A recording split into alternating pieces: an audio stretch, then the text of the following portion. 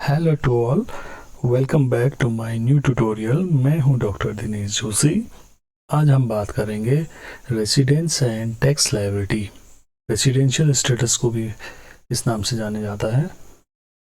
सबसे पहले हम बात करेंगे पर्सन के बारे में। पर्सन को हम कैटेगराइज करते हैं उनके दो चीज़ों के ऊपर। ये बहुत बार क्वेश्चन पूछा जाता है कि अगर हम किसी पर्टिकुलर पर्सन को डिफाइन करें तो कैसे डिफाइन करेंगे। तो पर्टिकुलर पर्सन को हम एक तो है उसके लीगल स्टेटस के बारे में बात करेंगे, दूसरा है रेसिडेंशियल स्टेटस के बारे में। लीगल स्टेटस में कुछ पॉइंट्स आते हैं जो यहाँ पर आपके सामने लिखे हुए हैं। इंडिविजुअल से लेकर कंपनी है, AOP है, BOI, ये सब आपके लीगल स्टेटस के अंदर आते हैं। जब हमने ये जान लिया कि कोई पर्टिकुलर पर्सन, उसका लीगल स्टेटस क्या है, वो क्या इंडिविजुअल है या फर्म है या कंपनी है या कुछ भी हो सकती है, देन उसके बाद हम बात करेंगे उसके रेसिडेंशियल स्टेटस के बारे में, जो इस टॉपिक या इस वीडियो पे हम इनके बारे में ही डिस्कस करेंगे। सबसे पहली बात आती है सेक्शन 6 सेक्शन ए। ये कहता है कि लीगल स्टेटस किसी भी SSC का डिटरमाइन करने के बाद आपको रेसिडेंशियल स्टेटस ही चेक कर सकते हैं, उसके बाद ही चेक कर सकते हैं। इसका मतलब ये हुआ कि अगर आपने किसी पर्टिकुलर SSC का लीगल स्टेटस तो चेक कर लिया, लीगल स्टेटस चेक करने के बाद हमको रेसिडेंशियल स्टेटस तभी पता चेक कर पाएंगे।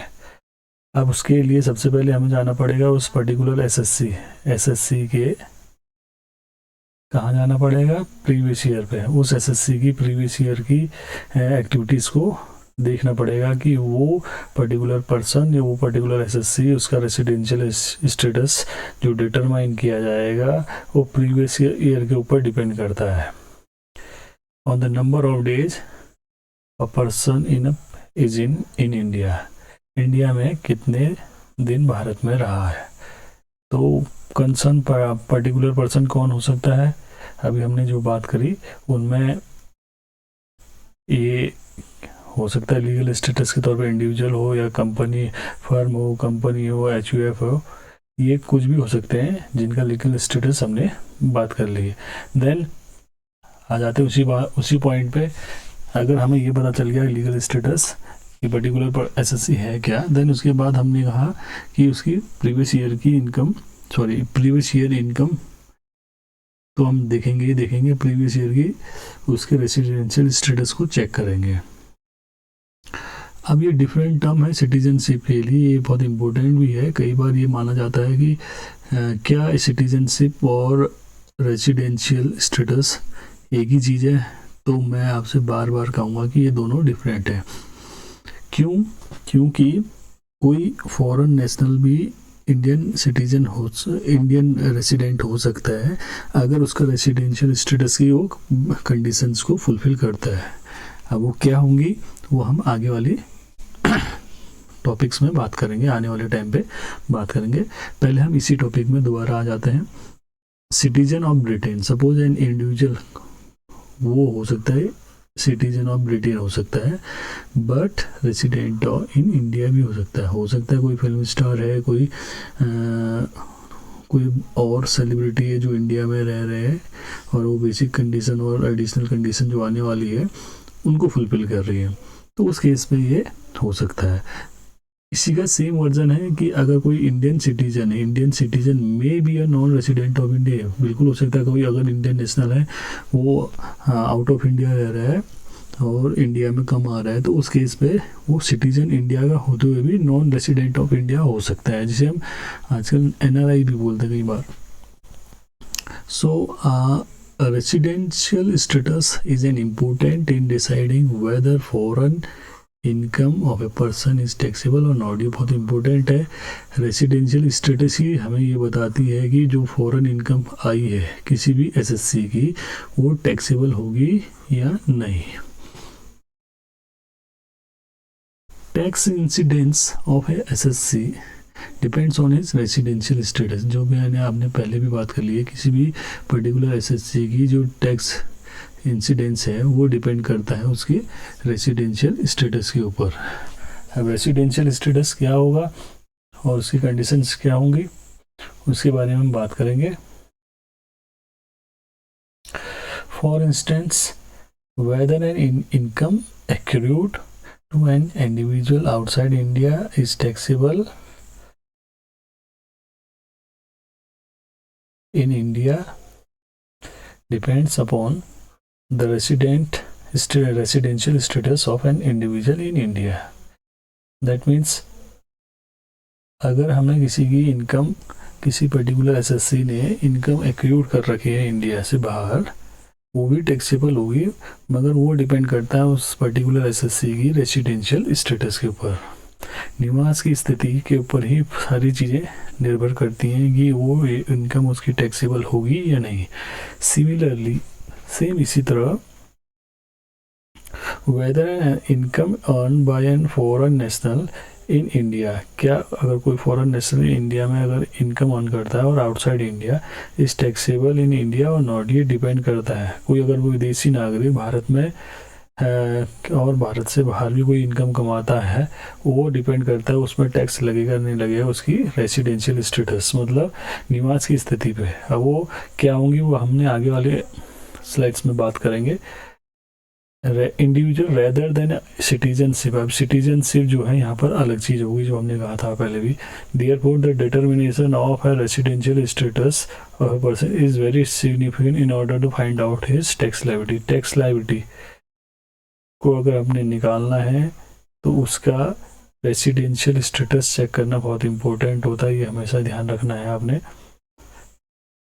दो, और वो चीज़ कैसे चेक होगी, हमने प्रीवियस ईयर के ऊपर डिपेंड करता है। प्रीवियस ईयर में वो नंबर ऑफ डेज भारत में कितना रहा, वो कितना और क्या है, वो आने वाली टर्म्स जो है मैं आगे डिस्कस करने जा रहा हूँ, तो बने रहे मेरे वीडियो में। आगे बात करते हैं रेसिडेंशियल स्टेटस जो है हम जो डिफाइन करते हैं, बहुत इम्पोर्टेंट है ये इम्पोर्टेंट बहुत है। ये आप गांठ बांध लीजिए कि अगर आप इसको समझ गए तो आप समझ लो ये पूरा चैप्टर इसी चीज़ के ऊपर डिपेंड करता है। क्यों? कई बच्चे इसमें कन्फ्यूजन बहुत कर देते हैं कि भाई रेसिडेंशियल स्टेटस में रेसिडेंट तो है या नॉन रेसिडेंट, दो ही चीज़ हो सकती हैं। अब रेसिडेंट के अंदर हमने कहा कि इसको ऑर्डिनरी रेसिडेंट OR बोलते हैं और इसको NOR बोलते हैं।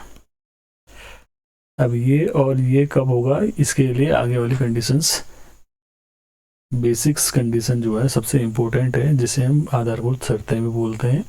बेसिक कंडीशन इंडिया में स्टे की कंडीशन है 182 डेज, ये बहुत इम्पोर्टेंट है। 182 डेज, 182 डेज होना बहुत ज़रूरी है प्रीवियस ईयर पे। अब प्रीवियस ईयर, अब जैसे जो अभी असेसमेंट ईयर चल रहा है वो 23-24 चल रहा है, तो इसका प्रीवियस ईयर क्या हुआ, जस्ट इससे प्रीसीडिंग। इसका मतलब है इस साल इसने इनकम कमाई हो, कोई एसएससी है उसका प्रीवियस ईयर 22-23 होगा, जो अभी असेसमेंट ईयर है उसके अकॉर्डिंग सेम।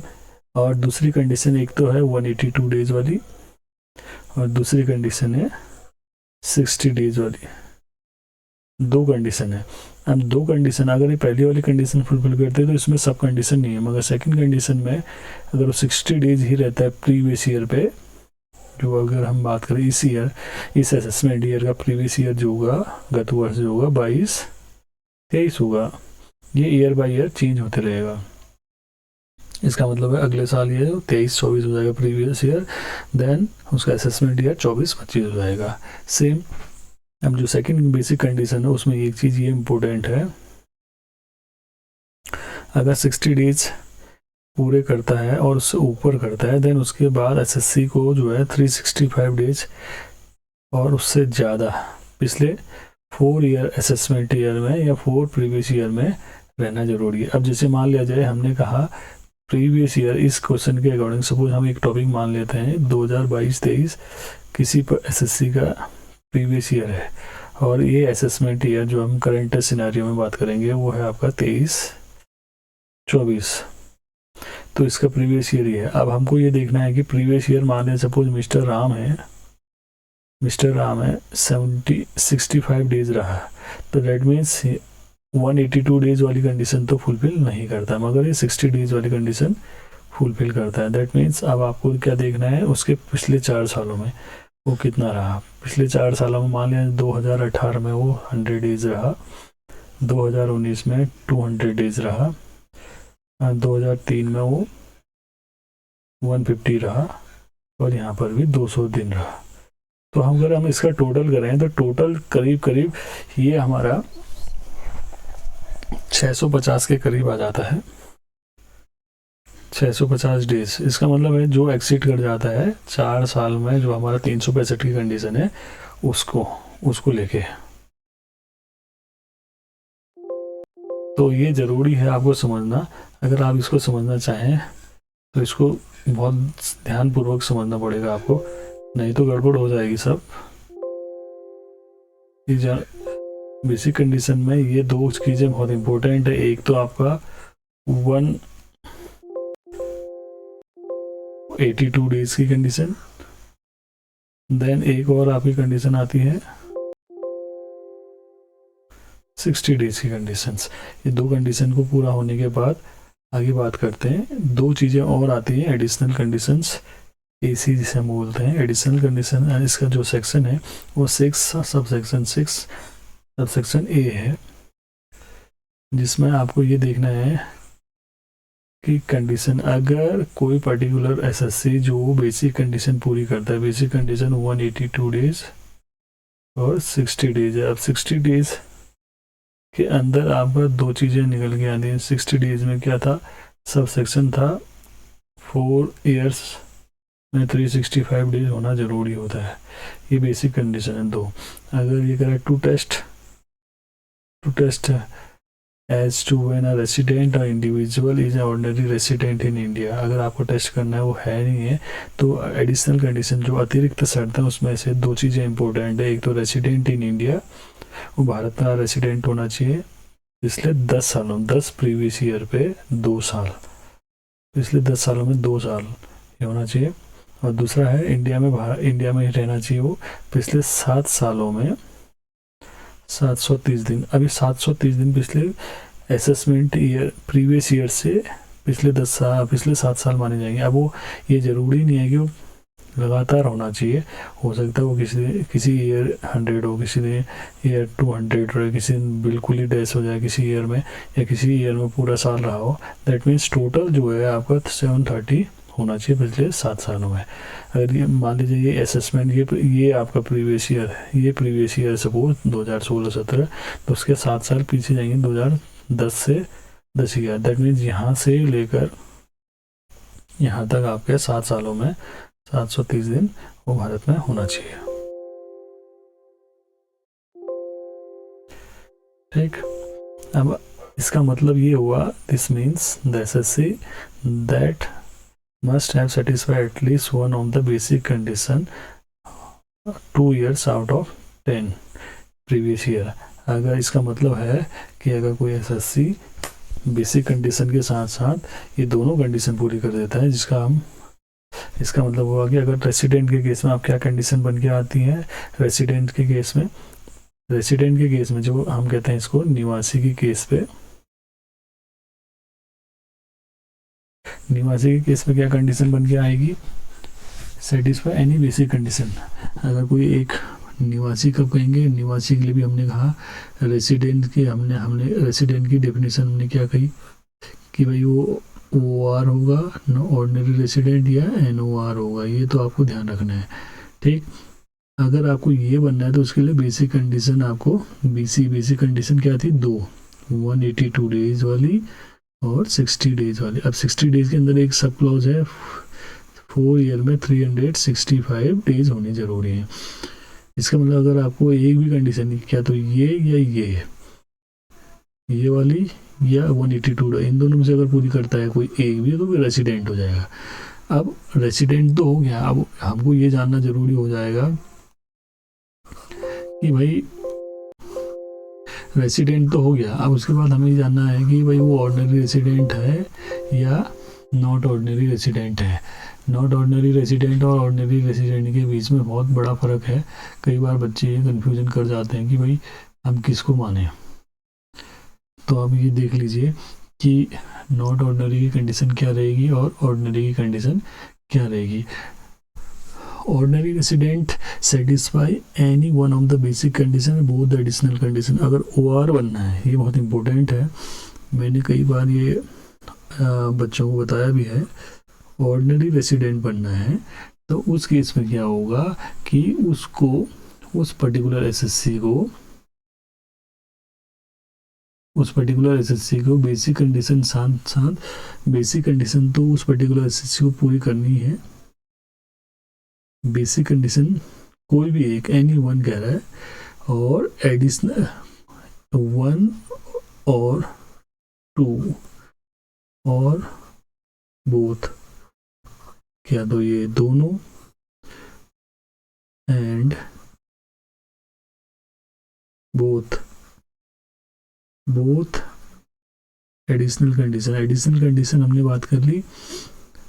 एडिशनल कंडीशन में क्या है कि 10 सालों में 2 साल इंडिया में रहना चाहिए और पिछले 7 सालों में 730 दिन इंडिया में स्टे होना चाहिए। तो वो दोनों कंडीशन, अगर एडिशनल कंडीशन और बेसिक कंडीशन में कोई भी एक या दोनों भी चलेगा तो उस केस में ऑर्डिनरी रेसिडेंट हो जाता है। ठीक, देन उसके बाद आता है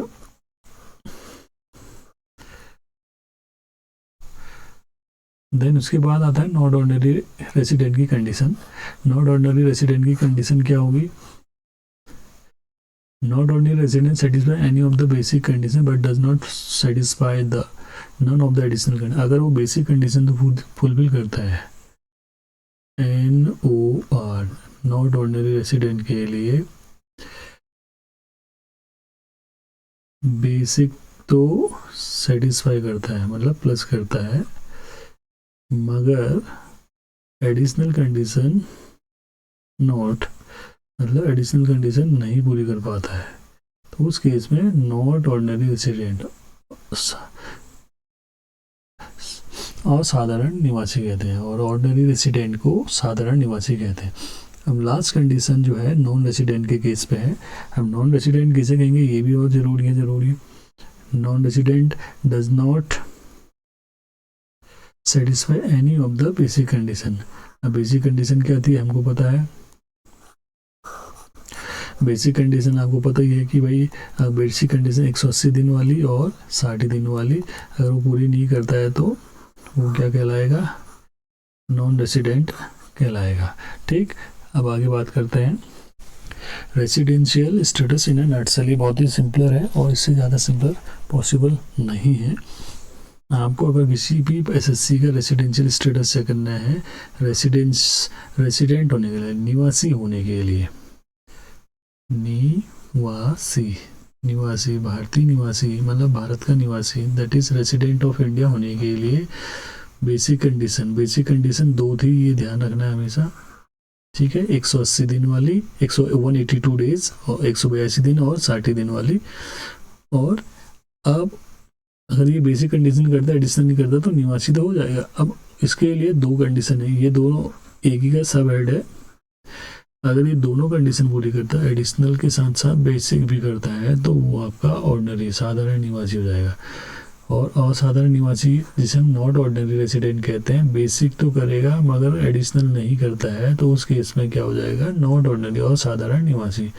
और अनिवासी जिसे बोलते हैं, इसको अनिवासी बोलते हैं। कई बार बच्चे गड़बड़ कर देते हैं और भूल जाते हैं कि ये क्या था, अनिवासी। तो उस केस में क्या होगा, उस केस में बेसिक कंडीशन ही फुलफिल नहीं हो रही है, तो इसकी तो बात ही नहीं है। बेसिक कंडीशन मस्ट है, दैट मीन्स टिक का आपका मतलब है सेटिस्फाई करना, और आपका क्रॉस मार्क होना डज नॉट सेटिस्फाई, और इसका मतलब नॉट कंसिडर्ड डेस अगर हम बात करते हैं तो ये चीज़ क्लियर कट हो गई होगी। अब अगर हम बात करें residential status of HUF, resident status of HUF depends upon the control and management of it's affairs. जब हम HUF के बारे में बात करेंगे तो उसका सबसे इम्पोर्टेंट जो एस्पेक्ट है उसका कंट्रोल एंड मैनेजमेंट है। ये बहुत बार पूछा जाता है कि भाई HUF के केस में कंट्रोल एंड मैनेजमेंट ही क्यों देखा जाता है, क्योंकि हम बात कर रहे हैं HUF हिंदू अनडिवाइडेड फैमिली, क्योंकि इसका हेड जो होगा वो करता होगा। अब यहाँ पर वही बातें आएंगी। अब देखिए resident HUF is saying if a control and management of affairs of a HUF is situated wholly पूरी तरह या पार्टली आंशिक तौर पर या कम्प्लीटली, होली का मतलब है कम्प्लीटली इंडिया में, या कुछ बहुत हिस्सा इंडिया में से कंट्रोल हो रहा है, देन इसको हम बोलेंगे रेजिडेंट इन इंडिया। उस HUF को क्या बोलेंगे? Resident in India. अगर उसका, ये बहुत इंपॉर्टेंट, होली और दूसरा पार्टली, अगर इन दोनों केस में कुछ भी बनता है तो उस केस में रेसिडेंट इन इंडिया हो जाएगा। नॉन रेसिडेंट इन इंडिया का कहने का मतलब है अगर वो पूरी तरह से भारत से बाहर है, that means wholly outside India situated है, देन उस केस में non resident in India. Not ordinary resident HUF, resident of HUF is said to be not ordinary in India if, वो कंडीशन तभी बनेगी इफ ए कर्ता और manager therefore satisfy any of the additional condition under section 6 sub section. ये भी ठीक हो गया। हम एक रेसिडेंट को HUF is said to be, अब वो हम कब कहेंगे? अगर वो कर्ता जो है या उसका जो कर्ता, क्योंकि HUF का जो बॉस होता है वो कर्ता ही होता है, वो कर्ता जहाँ भी बैठेगा, जहाँ से वो पावर अपने डिस्क्रीट कर रहा है या पावर यूटिलाइज कर रहा है, उस सिचुएशन को देखना पड़ता है इस केस में, HUF के केस में। Then residential status of a company, अब ये कहता है कि भाई जो सेक्शन 6 सब सेक्शन 3 है, जो कंपनी होती है always resident in India, company के केस में ये हमेशा ध्यान रखना है। जो भी इंडियन कंपनी होगी, इंडियन कंपनी, ये हमेशा ध्यान है, इज ऑलवेज मतलब हमेशा रेसिडेंट इन इंडिया, वो निवासी होगी भारत में हमेशा। कौन सा सेक्शन कहता है? सेक्शन 6 सब 3। ठीक। अब दूसरे केस में foreign company will be a resident in India, अगर वो कोई भी फॉरेन कंपनी हो सकती है रेसिडेंट इन इंडिया इफ, अगर ये बहुत इंपॉर्टेंट, कंट्रोल और मैनेजमेंट जिसका है वो इंडिया में पूरी तरह सिचुएटेड हो, पूरी तरह होली पूरी तरह से यहाँ भारत में उसका जो कंट्रोलिंग पावर इंडिया में सिचुएटेड हो, तभी वो फॉरेन कंपनी जो है रेसिडेंट इन इंडिया कहलाएगी। ये बहुत इंपॉर्टेंट है एग्जाम के पॉइंट ऑफ व्यू से।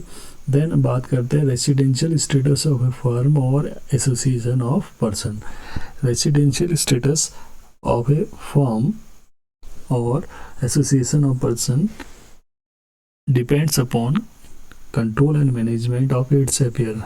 ये डिपेंड करता है कंट्रोल और मैनेजमेंट अफेयर्स के ऊपर। रेसिडेंट क्या है? If a control and management of the affairs of a firm और एसोसिएशन ऑफ पर्सन और any other person situated wholly और पार्टली सच OPO और firm is said to be resident in India. Same HUF का जैसा case है इसमें भी कि भाई उसका अगर जो मैनेजमेंट अफेयर है, कंट्रोल 1 और उसका जो मैनेजमेंट है 2, ये जो चीज़ है, ये दोनों चीज़ जो है क्या तो पार्टली और होली, ये दोनों चीज़ ध्यान रखना है वो क्या हो, इंडिया से ही कंट्रोल हो। तो उस केस पे वो क्या हो जाएगी? Resident in India. कौन? किसके बारे में बात कर रहे हैं हम? फर्म के बारे में बात कर रहे हैं या AOP के बारे में, एसोसिएशन ऑफ पर्सन। अब नॉन रेसिडेंट के केस में सेम इसी का रिवर्स हो जाएगा। अगर उसका पूरा कंट्रोल जो है आउटसाइड इंडिया होगा, उस केस में क्या कहलाएगी? वो नॉन रेसिडेंट इन इंडिया। मतलब कोई भी फर्म है या एसोसिएशन ऑफ पर्सन है, व्यक्तियों का समूह है, अगर उसका कंट्रोल, नियंत्रण और प्रबंधन मतलब मैनेजमेंट जो है, उसका जितने भी डिसीजन मेकिंग है, वो उसकी जो भी पावर है वो आउटसाइड इंडिया से ऑपरेट हो रही है, तो उस केस में वो नॉन रेसिडेंट इन इंडिया कहलाएंगी। अब इंसिडेंस ऑफ टैक्स के बारे में बात करते हैं। Incidence of tax, scope of total income. The tax is levied on the total income of a person. ये तो सबको पता है कि भाई, आपको भी पता चल चुका होगा अब तक कि भाई टैक्स जो है टोटल इनकम पे पड़ता है, ना कि सिंगल या कोई पार्शियल इनकम पे। Total income of is based upon the residential. Total income किसके ऊपर डिपेंड करती है? रेसिडेंशियल स्टेटस के ऊपर। सो अब इसका मतलब हो गया कि भाई ये हमेशा ध्यान रखना है कि जो ऑर्डिनरी रेसिडेंट होगा उसमें सबसे हाईएस्ट टैक्स रेट होता है। जो नॉट NOR है उसमें थोड़ा कम होगा, लिटिल लोअर और सबसे कम टैक्स लगेगा नॉन रेसिडेंट के केस में। ये अगर आप ये मान के चले कि नॉन रेसिडेंट है तो उसको टैक्स नहीं देना पड़ेगा, ये गलत है। आप उसको भी टैक्स देना पड़ेगा, उसकी जो रेट ऑफ टैक्स है या उसको टैक्सेशन जो है वो कम पड़ेगा, क्योंकि उसके बाद इनकम भी कम होगी as compare to ordinary resident के केस पे। The scope of total income varies on the basis of status, ये तो सही बात है। अब स्कोप ऑफ इनकम डिपेंड करती है इंडियन इनकम और फॉरेन इनकम की। टोटल इनकम को जोड़ेंगे तो ये इनकम का स्कोप बन जाता है, विस्तार बनता है।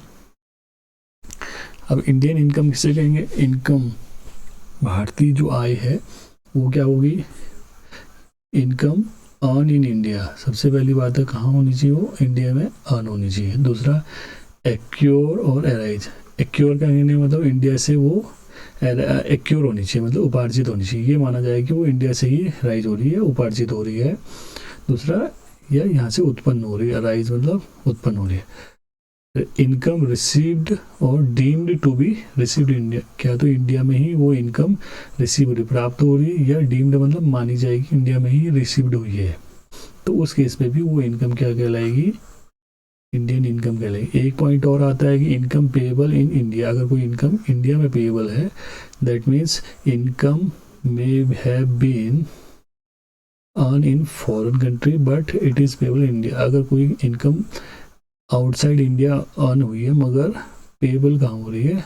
इंडिया में, क्योंकि हम अभी बात कर रहे हैं रिसीव्ड अगर मानी जाए, इंडिया में अगर कोई चीज़ रिसीव्ड होती है उस केस में भी वो इंडियन इनकम हो जाएगी। एक चीज़ और है, इनकम अर्न और एक्रीव्ड इन इंडिया बट रिसीव्ड और पेएबल आउटसाइड। ये पॉइंट भी होता है, अगर कोई इनकम अर्न तो इंडिया में हुई है मगर उसका पेमेंट जो है आउटसाइड इंडिया हो रहा है, दैट मीन्स ये मान के चलेंगे कि पैसा यहाँ से जनरेट हुआ और हमको पेमेंट कहीं भी करना पड़ेगा, कोई दिक्कत नहीं, मगर उसमें वो इनकम कहलाएगी Indian income. Now in case of foreign income, income earn और accrued outside India and also received outside, तो उस केस में क्या हो जाएगा? इंडिया की इनकम नहीं होगी, ये फॉरेन इनकम, विदेशी आय मानी जाएगी। कोई भी इनकम भारत से बाहर अगर एक्रूड होती है, उपार्जित होती है और भारत से बाहर ही प्राप्त होती है, मतलब वहीं रिसीव होती है, इंडिया से कोई मतलब नहीं है इसका, तो उस केस में वो फॉरेन इनकम कहलाएगी। Same any income which is not earn, ये सही कह रहा है, विच इज़ नॉट अर्न और एक्रूड और अराइज। एक तो यहाँ नहीं इंडिया में अर्न की गई, नहीं एक्रूड की गई और नहीं अराइज की गई, तो उस केस में भी ये इनकम क्या कहलाएगी? फॉरेन इनकम कहलाएगी। ठीक, आगे बात करते हैं scope of income to resident. Ordinary resident के लिए स्कोप क्या बनता है? ये ध्यान रखने वाली बात है, मैंने बहुत बार न्यूमेरिकल में भी बात करी है कि ऑर्डिनरी रेसिडेंट के केस में उसकी जितनी भी इंडियन इनकम वो तो आएगी और फॉरेन इनकम जो है वो भी ऐड होगी। इसका मतलब OR के केस पे इंडियन रुपीज़ और प्लस फॉरेन रुपीज़ जो भी है वो सब ऐड होगा। और नॉट NOR के केस में, नॉट ऑर्डिनरी, NOR के केस में क्या होगा? इंडियन रुपी के साथ साथ one particular type of foreign income. और वो one particular type of foreign income क्या होगी? बिजनेस इन फॉरेन और बट कंट्रोल फ्रॉम इंडिया। अगर उसका कंट्रोल इंडिया से है, उस इनकम को जो फॉरेन इनकम है वो ऐड होगी और इंडियन इनकम तो ऐड होनी। इस केस में क्या होगा? Only Indian income. ये बहुत इंपॉर्टेंट है एग्जाम के पॉइंट ऑफ व्यू से और न्यूमेरिकल पॉइंट ऑफ व्यू, तीनों, और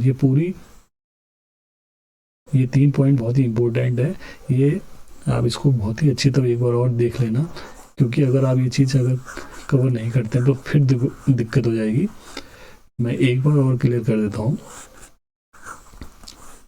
देखिए, ऑर्डिनरी रेसिडेंट के केस में दोनों इनकम, फॉरेन इनकम और इंडियन इनकम सब ऐड होगा, मगर ऑर्डिनरी नॉट ऑर्डिनरी रेसिडेंट के केस में इंडियन इनकम तो आएगी भारतीय इनकम, मगर विदेशी इनकम जो आउटसाइड इंडिया है वो आएगी, वही इनकम आएगी जिनका कंट्रोल कहाँ से हो? इंडिया से हो। बस 2 पॉइंट याद रखना इनमें, ये और ये। मगर नॉन रेसिडेंट जिसे हम बोलते हैं, जिसने एक भी बेसिक कंडीशन पूरी नहीं की, उसके केस में ही नॉन रेसिडेंट, इसमें बस इंडियन इनकम आएगी और कोई चीज़ इंक्लूड नहीं की जाती है, हमेशा ध्यान रखना। अब फाइनली जो हम लास्ट एक कंक्लूजन में पहुँचे, rules for determining the scope of total income and incidence of tax. Third 3 condition है। पहली कंडीशन आपके सामने है OR के केस में, दूसरा है नॉट ऑर्डिनरी NOR, तीसरी केस है ऑर्डिनरी रेसिडेंट के केस में। ये तीनों कंडीशन बहुत एग्जाम के पॉइंट ऑफ व्यू से बहुत इंपॉर्टेंट है। अगर आप इस चीज़ को थोड़ा समझ लेते हैं तो आपके लिए ज़्यादा इजी रहेगा। क्या रहेगा, एक एक करके हम ये पॉइंट करते हैं। अगर कोई देखो इनकम रिसीव्ड